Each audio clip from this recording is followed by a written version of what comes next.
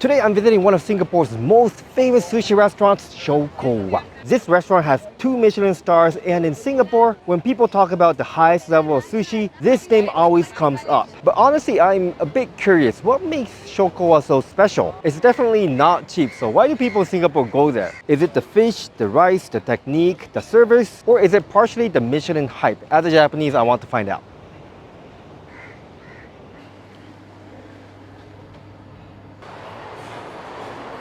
Well, first time in my 7 years of life in Singapore walking here. So Shoukouwa should be behind, and full disclaimer, this is a media invitation. But of course, I'm not paid to advertise. I'm pretty excited because it's actually a 2 Michelin star restaurant. And there are only 2 sushi restaurants who made it to the 2 Michelin star. Okay, we are here.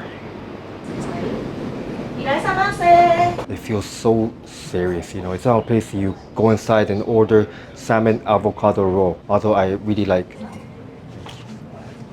Okay, so I'm now sitting at the counter. I'm trying to observe all the details. A lot of wood element.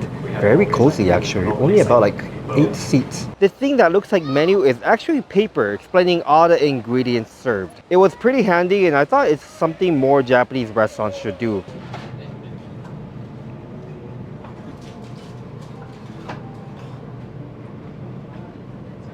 Alright, this is the first dish. It looks like a very refreshing.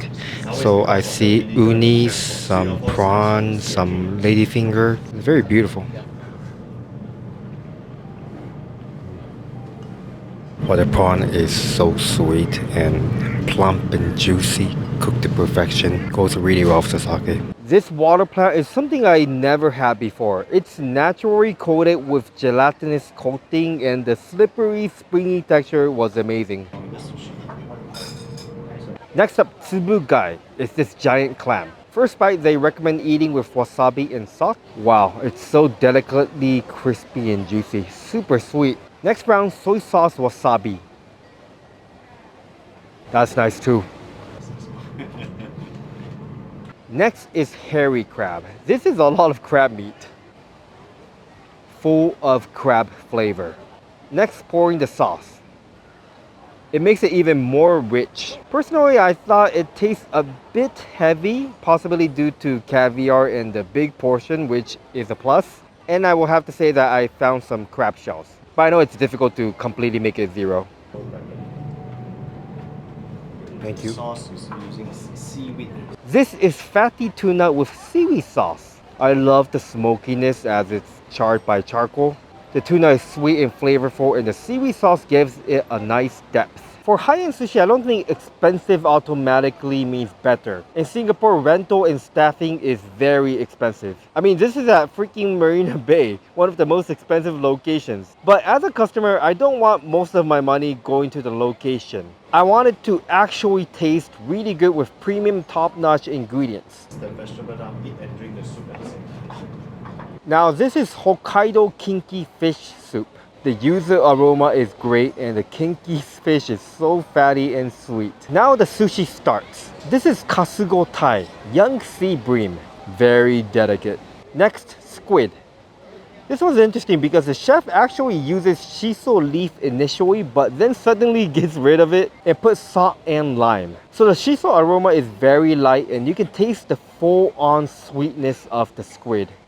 This one I really enjoyed. Season started, so probably This is Japanese trout with ponzu jelly, chef's signature. This was super nice. The sweetness was insane, and the ponzu jelly cuts down the gelatinous. This is nodoguro, one of my favorite fish. It's just so delicate, sweet, fatty, and delicious. Alright, so far here's my thought. The rice is slightly on the soft side, and the vinegariness is quite toned down. But it has proper warmth, and I think it's a plus that the vinegar is not too aggressive, and the texture is of course not mushy. So that already tells me this is serious. It's a serious sushi place. This is the kind of sushi where the flavor comes slowly. It's not really shouting at you. Next is chutoro. I got a shock because daikon radish was actually hiding beneath the tuna. This was so interesting. It's a nice surprise. It really helps cut down the fattiness. Next one's interesting. The assistant brings in charcoal and the chef slowly chars the otoro, the fattiest part of the tuna. I mean, look at how beautiful this is. And you can probably see the fat on my fingers already. Wow, this one's fatty but not jelak. The smokiness is also controlled. It's not overdone. Next, the botan ebi. Special they were doing the almond. Alright, midpoint analysis. So chef is pretty quiet, like no proper greetings or communications. But sometimes he will talk to guests and show a warm smile. And now I kind of understand the direction. Shoukouwa is not trying to surprise you with like weird creative sushi. I thought it's pretty authentic, like nothing localized. And for me, that's a huge plus. Next chef is preparing his signature, toro taku. He first finely chops chutoro, otoro, takuan radish, and white leek and makes it into a roll. And look at his movement. Wow, so cool. Maybe we can replay that.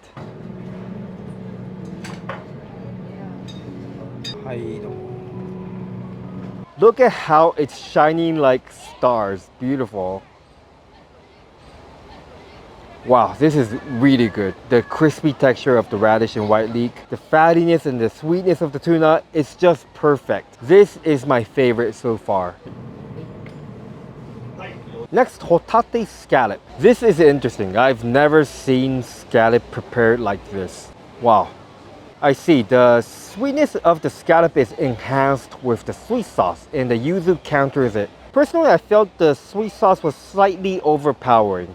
Lastly, tomato, egg, miso soup, and fruits. The after meal tea they prepared was interesting too.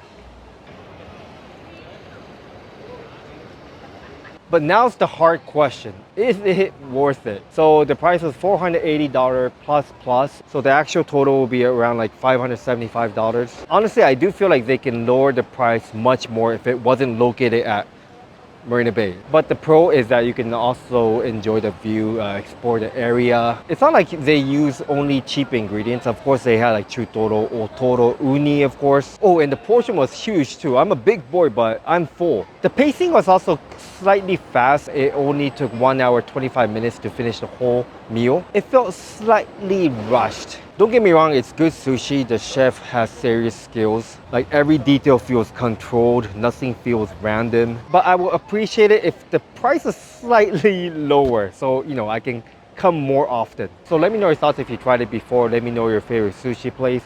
And since we have some time, let's explore this area because like a lot of new things, you know, like there's Mr. Coconut, I think that's pretty new. Let's explore this area, this ultra touristy area of Singapore.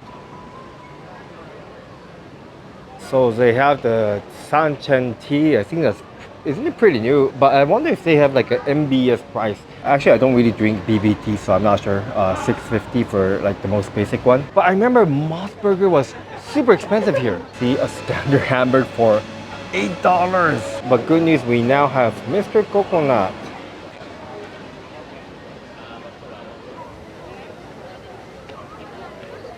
It feels great to feel like a tourist again. See everybody enjoying the view. Yeah, Singapore really beautiful, huh? Oh, what? I never knew we even have Shake Shack now. Alright, I think I'll end here. Thank you so much for watching. Have a good day, guys.